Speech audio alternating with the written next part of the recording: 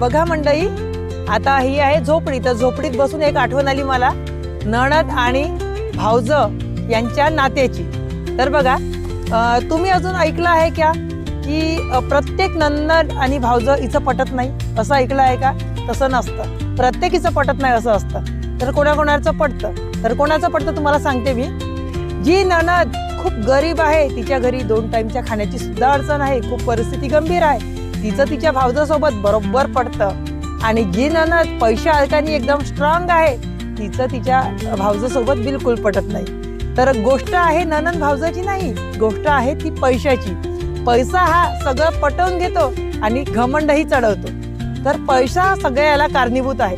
परिस्थिती खराब असली तर कोणीच असं नसतं की तिचं पटत नाही, आणि परिस्थिती मात्र एकदम चांगली स्ट्रॉंग असली तर पटतही असलं तरी न पटवून गेल्यासारखं केलं जातं. असं आहे मंडळी. खरी गोष्ट